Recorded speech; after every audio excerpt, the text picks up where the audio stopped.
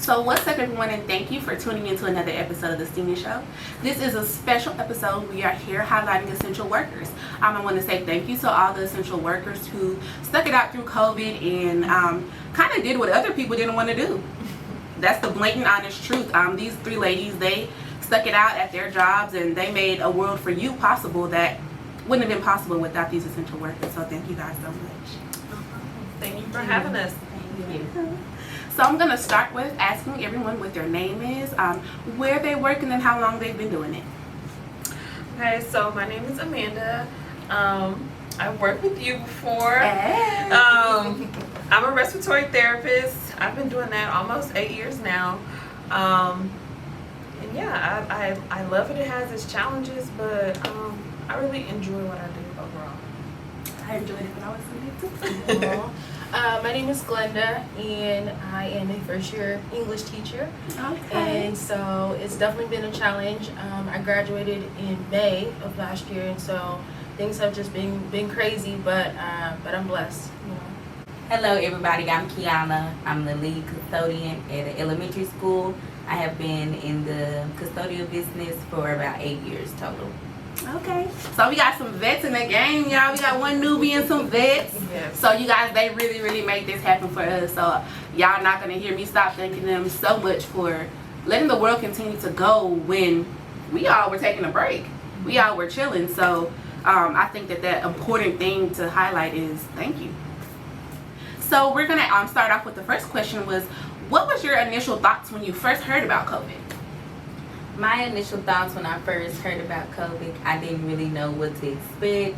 I was just wondering how much extra work I'm going to be expected to do, and just how were we going to continue school.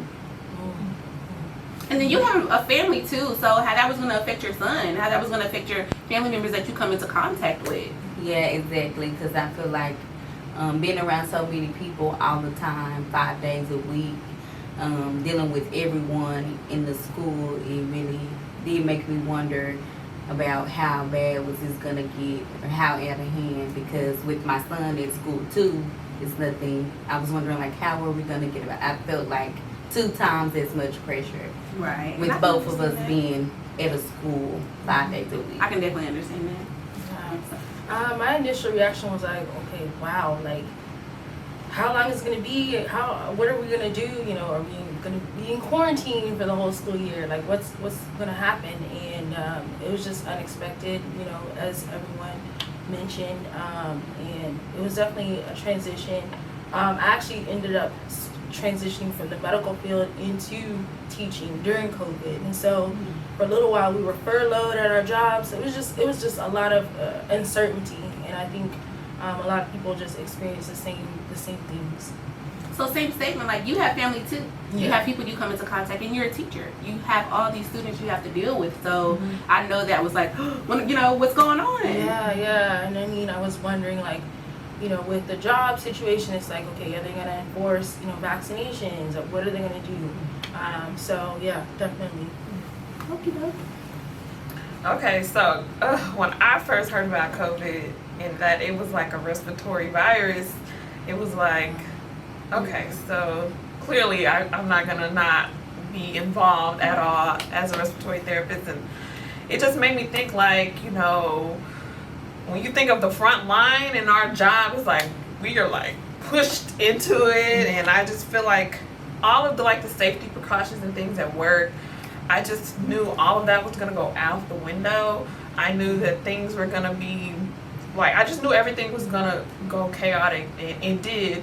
And it was so scary because it's like, okay, you know, we had all these rules and stuff before COVID, and, you know, the safety and the, you know, how to be sterile and all these things. And then when COVID happened, all the rules changed, and we were like, how is this safe for us? Like, as the employees, like, you know, we know the, you know, the gist of everything and how it's supposed to be safe, and not to be germ free, and, you know, hand washing, like all of that. And now y'all are making us reuse everything, and everything's on a shortage, which I understand because this is affecting the whole world. But it's like, okay, this is scary, and we have to come to work in these like extreme measures right now. So we were all just scared because, one, we didn't want to catch it. Two, we were like, we have to take care of these patients, so, you know, we need to try to have a good, you know, poker face and try to Definitely. have a good poker face when you're like trying to comfort these patients who are like scared for their lives. So I don't know. When I heard about COVID, I was just like, oh shit. Like that's That's a real reaction. That's real. You it's just know? like, I don't know how this is gonna turn out. It doesn't sound good, and I am not gonna be able to escape this like one way or the other. So that was how I felt. That's again why I'm gonna say this for the millionth time. Thank y'all. This is something that we could not have got through without you guys' help. So I appreciate you guys. From the bottom of my heart, I appreciate you guys so much. You're welcome. So I'm gonna ask each three of these ladies to define what an essential worker is in their own words. I would like to start. I would think that an essential worker to me is someone who is brave, courageous, a fighter, someone that is counted on, and you just take those things and you just put all the pride that you have into them, and you do the best that you can, and you never know, your courage can, you know, inspire someone else to keep going, even though they're feeling probably just the same as you, not knowing where to start or where does it end. Yeah, I would say in my own words, essential worker, I think of just someone who is needed, like immediately, and someone who's needed because, you know, it's a job that no one else wants to do. During COVID, a lot of teachers left the field completely, and so it's a shortage of teachers as well. And so just someone who's needed, brave, courageous, all those things. Yes, exactly. And I know, you know, some people, you know, they left just because of the stress too, and it's just like, you know, bravery, courageous, all those things. It does help others. It does. So, absolutely. Right, I have to agree with both Kiana and Glenda. Like, an essential worker is definitely somebody who's, you know, gonna show up, who's accountable, somebody you can trust, you know, somebody who's gonna always be there, you know, somebody who's not afraid or who doesn't let their fear hold them back, and, you know, somebody who just cares, and, you know, that somebody who rather puts their own lives just to help others, you know. So an essential worker is like a go-getter, I feel like. I like Yes. that. Yeah, I would like to say that our jobs were already those things. It's Right. just that COVID gave that moment to where it just really showed up and showed out. Right. And I hope in some ways that it can make a difference on the world Right. and make our jobs be more respected than they were before the beginning. Right. I agree, because I know as a respiratory therapist, one of my biggest things that I say when I go in the patient's room, they decorate their boards and they have like what each person is. Why don't we have a spot? Right. We need a spot. We do need a spot. If you can't breathe, you can't do anything. Right. We need a spot. We're advocating for a spot, y'all. Yes, we need a spot. We need a lot more, but, you know, a spot, we need your phone number, your name, your therapy goals. We need all of that, you know. Just saying. Okay, so I'm gonna ask these three lovely ladies, what are the three major changes that has happened at your job since COVID happened? And they could be negative or positive. Okay, so the first thing I would say is, so we have to do this survey at work before you can clock in. It's a daily screening questionnaire. It asks you, you know, have you been symptomatic? Have you been exposed to anybody? Have you traveled? Where have you traveled? Do you have any kind of symptoms that are COVID-like symptoms? If you say yes or no, and then if you say like yes, it'll ask you like how long you've had these symptoms, and depending on how severe they are, then it'll deem you if you can come to work or not. So that's like the major thing. The second major thing is the no visitors policy. That was really nice, I guess you could say at first, but now it's just weird that you're in a hospital and there's no patient or there's no visitors. So it's just like kind of like a quiet third world, so to speak. Like when you're used to it being super packed and there's nobody there but just employees. So I feel like that's a big change.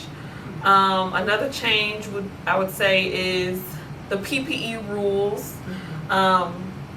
You know, before COVID, everything was like one-time use, throw it away. Now, we're kind of like, you know, being cautious with how many times you use something. Try to like use it again if you can. Things like that. And another change because of COVID, I would say, would be working more hours. I feel like we've already worked a lot of hours then, but now it's like you have to work more hours. Everybody was putting in so much overtime because one, they needed all these hands on deck. So we were just working 60 plus hours some weeks. So that's just unheard of, but you know, you had to do what you had to do, and you know, the days you were off, you felt a little guilty because it's like, yes, you're tired, but like there's all these patients here at work and they need help. So I feel like those are some of the changes that I've experienced because of COVID at my job. Yeah, and being a teacher, you know, we have to do the survey as well. Of course, making sure we wash our hands like before and during our classroom, after.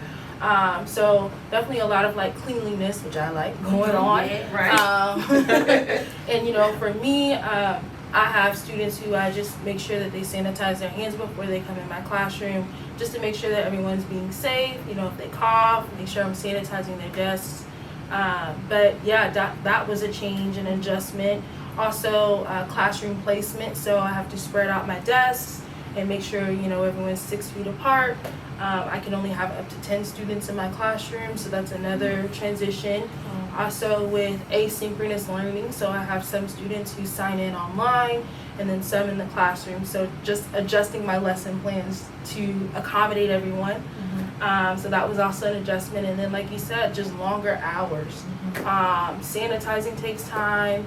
Making sure that, you know, I'm lesson planning properly takes time. All that stuff takes a lot of hours outside of the school day. So definitely those are the three major things for me. I would feel like with being a teacher and y'all having like the virtual school, like checking more emails, dealing more with like parents, and I know I don't have kids, but I just, you know, people around me, friends and family members, they were just saying, even my mom's a teacher, like everything was more electronic, and I felt like they were putting in more hours, like you said, off the clock, because everything is, you know, at home.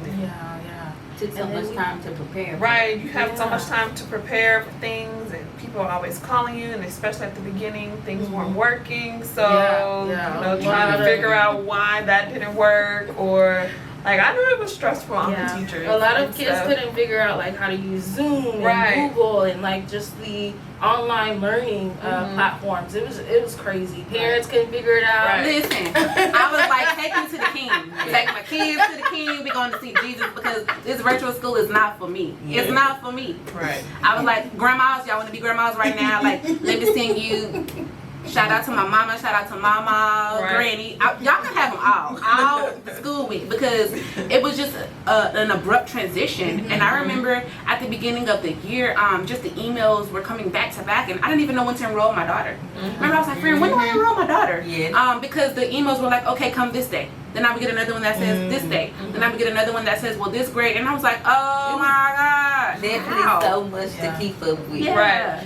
Right. As a parent too, and even I'm in the school, I still was lost. I knew. You know, I may have got to so what do I do about this? I had somebody to ask, but it was still difficult for me even being in the school. It just, nobody knew what way to go.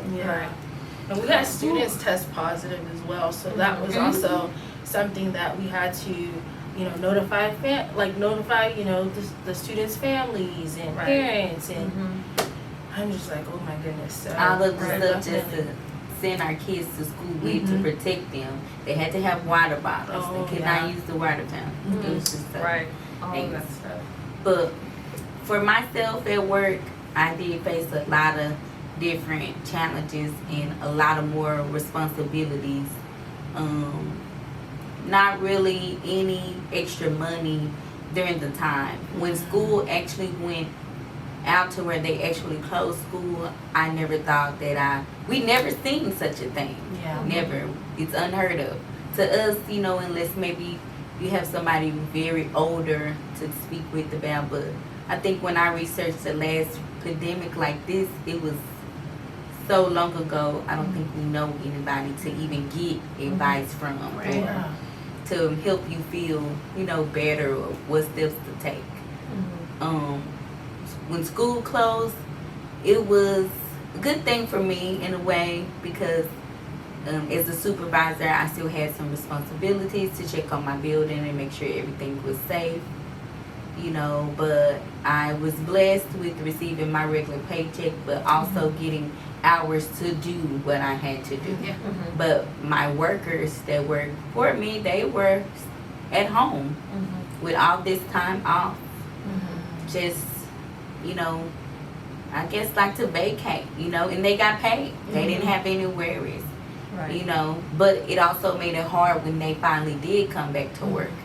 They were all out of whack. They really didn't want to work. They had gotten so lazy, you know, and it was just like, you know, we got to snap at it. We got to get back with the Come on. routine. Right. But not even just with the routine, more was expected of us. Yeah. Definitely. Right. You know, we started when testing started to get, you know, easier to come across when we had available sites everywhere. We also started testing at the school, you know, and I had responsibilities to help with storage and storing the test and disposing the test, you know, and this is stuff I never did before, you know. Yeah. Something I feel like probably in some ways maybe that I shouldn't been expected to do, but And It schools was are often here. used as like polling sites too, so Yes. y'all had to come across that. Right. yes, Right. and yeah, we had voting yesterday, actually, Oh. you know, but yes, during my normal location that I used at my campus for voting, I had to find a larger space so that people will be able to still do what they need to do and vote, but also be able to social distance. It was so many challenges. My least favorite, but probably the best thing that we had to offer that was very needed was any kids that had symptoms, sneeze, cough, throw up, stomach, everything was a symptom, right? Yeah. Right. And basically, pretty much. But anytime that a child did that, in any moment, if you got sent to the nurse, I was expected to come and, you know, see these kids out for 30 minutes of their class time so that I can disinfect the classroom. And then they will be allowed to come back after, you know, we dry and settled, just to keep everybody safe. But that took away a lot of my normal routine things that I normally would have time to do. I didn't have time to do these things. So disinfected everywhere, but I would have liked to have more time to, you know, clean, just to do some little stuff that I normally. And then everybody around you still expecting all of the same things from you. Right. Plus, you know, your bosses that's above you and seeing everything coming through that's needed to take place, you know, due to the pandemic, like you said, with the PPE protection. I had to get up shields on this and Right. plexiglass in the cafeteria, just everything. Things that, you know, social distance in the restroom. We had every other stall, but not so many kids there. But then when people really wanted to start sending their kids back, we had to make a way for these kids because, you know, this legally the kids have to be in school, and it's only so much that we could do about it. You know, but it made school start later in my case, so school would last longer for me. Even though COVID is starting to come down some, we're opening back up to 100%. This stuff will still affect me until these upcoming school year. Yeah. I'm not done with it yet, you know. So I'm waiting for school to get out later and me to still get my school prepared for school to start back even earlier in some cases, or at least on time. So it's just had a lot of more expectations, but you know, I wear my hat well, and you just push through. So this next question for you ladies is, did you feel stressed or overwhelmed with your job at this time? Yes. I'm still stressed, but stress, I mean, it was at an all-time high, because you were not sure what patient was COVID or not COVID. So we had to treat everybody as COVID until we ruled out that they were negative or not. But it was just, everybody was stressed because one, everybody was scared. Everybody was overworked because we were tired, overworked, and when you had an off day, they were still calling you to come in. It was that bad. And it was I had to block the work a couple times because Not block the work now. I did. A couple days, it's I cannot go in and work 7 days in a row. I just can't do it. Working these 12-hour shifts, I just can't do it. And then you felt stressed because, I can't even have a day off. And that was a part of the stress as well. You're not sleeping, you're up 14, 15 hours at work, moving crazy. It was nonstop.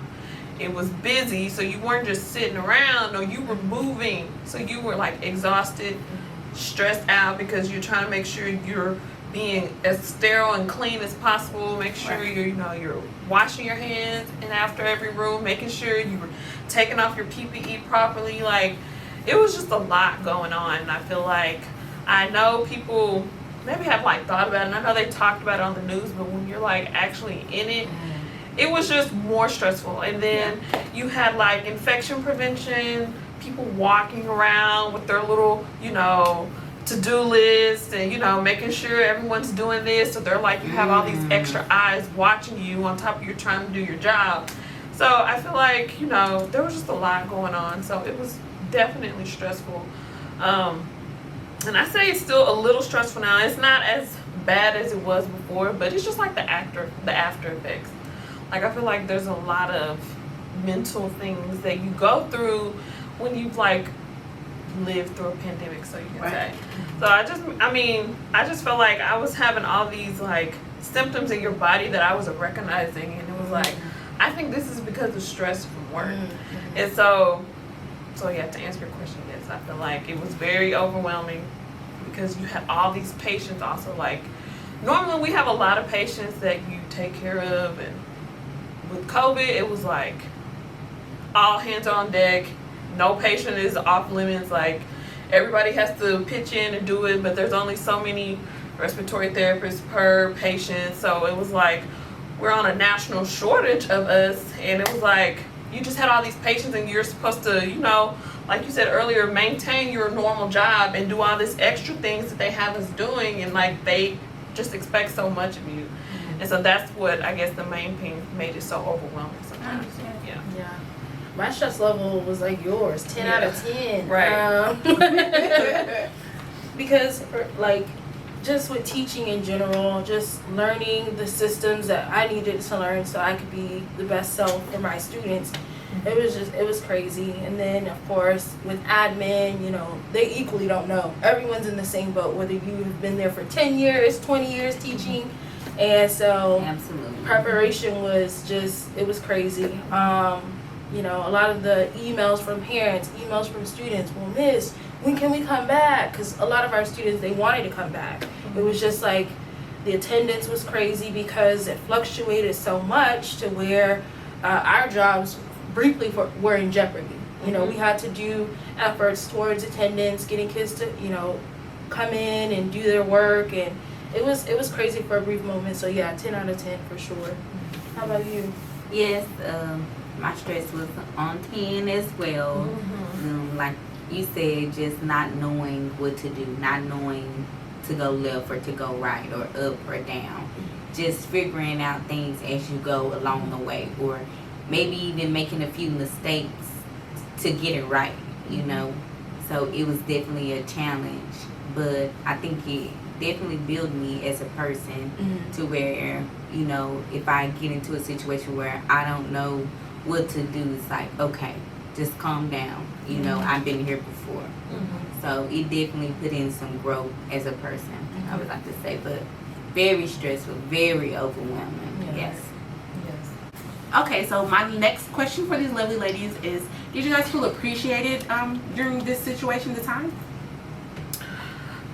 So appreciated by, I feel like I was appreciated by family members and friends. At work sometimes, I know like our bosses would say, because I say that because, you know, as respiratory therapists, we're known as like the stepchildren of the hospital. So I feel like pre-COVID, maybe not a lot of people knew what respiratory therapists were, or, you know, who we were or what we did. And so I felt like, you know, it was recognized more in a sense, especially when, you know, they needed all these ventilators and they were talking about ventilators, and then, you know, they kind of touched on like, well, who manages the ventilator, and then that's how we kind of got some spotlight. Yes. And so I feel like we got some recognition. So I feel like, so yes, we got recognized in a way, but I also feel like, you know, us being the stepchildren still played a role, because like for instance, so we had to wear, I didn't wear them, but we had the option to wear the papper hood. And so during training, I remember me and my coworker, they had all this training going on, right? And so, but the training was for the doctors and the nurses. And we were like, okay, so how can doctors and nurses get this training but not us, when we're all gonna be in this same room? And so I kind of felt like that was like, you know, another, you know, jab towards us that, you know, like we're supposed to be this big important role, however, we're still low on the totem pole.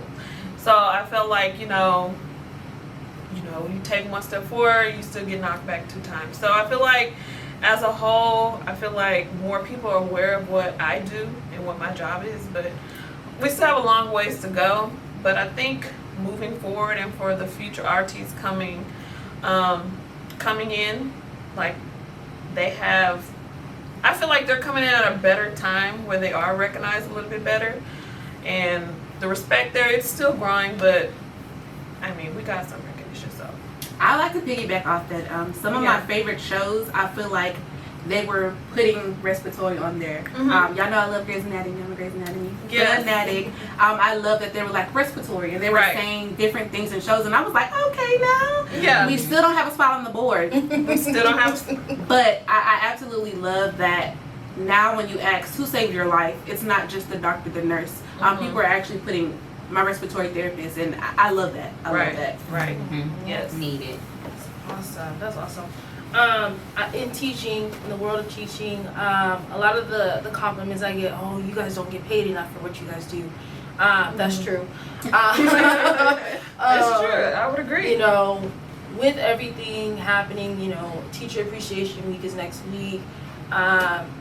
It's just like, man, you know, we do need to be appreciated as teachers, and there is a lot of work that we have done this year just to accommodate, you know, for the current situation with COVID. A lot of preparation, a lot of time. So, you know, thank your teachers when you see them. You know, it's important. Yeah, I agree. I would like to say, in a way, yes, and in some ways, no. You know, I tried my best to talk to parents, like friends and family, as parents, you know, to help them better understand what's going on at the school, because we expect so much from, you know, our school so much all the time. But during this time, it was just very challenging, you know, so I just tried to share certain circumstances that may help people understand a little more, so that they would give like teachers a break, and people like myself and all the other important staff in the school, you know. But in some ways, some upper people did, you know, stop to say, hey, you know, I can't believe you got all this done. I don't know how you got all this done, you know. But in some ways, some people still were just on you. They didn't give you any extra time, knowing the circumstances that you were in. They only were thinking about themselves. But, you know, I think that just kind of depends on the person. Okay, so my next question is, did you ladies' job push the COVID vaccine for you all? So I would say yes, they did recommend, I would say, the vaccine because, I work in a hospital, so it's COVID everywhere. So they just felt like, it's safe, will help protect everybody, protect you guys. We need you guys to come to work, so we need y'all to take this shot. So basically, that's what that meant. Like, we recommend that you take it. We need all the employees we can get because we were on a shortage. Like, every, healthcare worker at the time, you were like gold. Like, because, they couldn't really afford people to just not come to work because they were sick. And even with COVID going on, and if we were sick, they would for sure, test us or whatever, but they were being very careful with us. If we're not feeling well, okay, well, you need to go see, the employee physician doctor, or, what's going on. Like, they were caring in that nature, but they were being caring because they wanted us to come to work because they needed us. And so, so they did stress for us. They didn't stress, but they highly recommended us to get it, but it was not mandatory. It was optional. So, Okay. Yeah, at my job, same. But they kept sending out surveys every week, so I'm like, I should go get the shot. What's the survey? Pretty much the survey was to see if they, if you wanted to go get the shot, during work hours. Oh, okay. So pretty much a lot of people did. So more and more teachers every week were getting vaccinated. I'm like, okay, everyone's getting it. I'm the only one, last of the Mohicans to get one. So let me go ahead and get one. And I got the Johnson & Johnson vaccine before they ruled it out as causing blood clots and things like that. So, I'm still here, loud, breathing. Amen. Yeah, They didn't really. They recommend it because you are around so many people all the time. But they didn't force us or anything like that.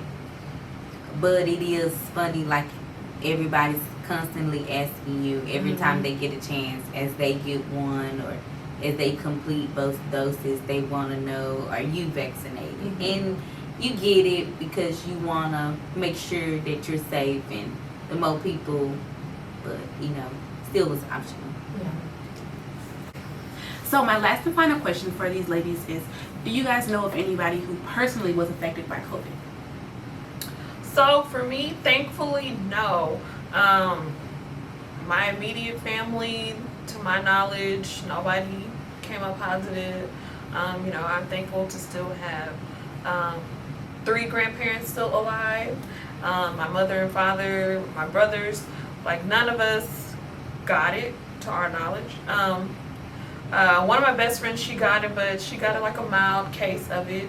She's also a healthcare worker, so she assumed she must have gotten it from work. But she got a mild case, and she felt bad for a few days, but that was about it. But as far as some of the other reports of COVID that we know of and death, thankfully, no, I was not affected in that way. Yeah, my great grandpa had COVID. He beat it. And a few students and teachers also caught it. They beat it as well. So, other than that, no other people that I know of caught it. No people in my immediate family was affected by COVID. I did have a cousin or so that did get an encounter with it, but it was a mild case. It didn't really, last too long, but overall, no. So I'm actually going to jump in and answer this question. During COVID, my youngest daughter got COVID. My child's father got COVID. My sister was pregnant and got COVID. And I actually want to say the treatment of how we were treated in the hospital, I didn't even have COVID. But my sister did, and they treated us awful. They didn't want to come in the room. My sister, thank goodness that I was a healthcare professional and I was able to help her during that time. It was a sad day for me as a healthcare professional to see how they treated us. The nurses didn't want to come in the room. She would be like, I'm in pain. Can I get pain medication? Can I get my water filled up? They didn't want to come in. They were rushing her to get out of the hospital. They didn't do her baby's hearing or vision test or any of the things that are normally done with newborns. And it was almost, they were like, all right, go ahead, send them out. And I was like, that is insane. So to have that experience was very heartbreaking and mind-blowing. And I just began to, they put us in a negative pressure room, and for those of you who don't know what a negative pressure room is, it's basically a room inside of a room that keeps a constant pressure so that germs and things don't travel inside and out of the room. So there's a room, a door in between when people come in, and I would just write her stuff. I began taking her vitals. I, helped with the baby, everything, literally. Changing my sister's beds, her linens, I did all of that. So it was insane to have that affected. And then the last person who got affected by COVID, Mr. Mark Hall, Sr. He was a NOLA police officer. He's my best friend's dad, and I want to say rest in peace to him because he actually did pass. And he was in the beginning when COVID started, and they kind of didn't know what to do. They didn't know how to treat it, and it was very tough. And he was loved. Like, they came to live in Texas, so even Texas police officers to New Orleans, Louisiana police officers knew him. So his they only allowed 10 people at the funeral. So it was crazy because they were like, he's known by so many people, but I know that you can't take that death back. But in his passing, so many people poured out how much they loved him and cared about him and how important it was, and they even featured him on the news.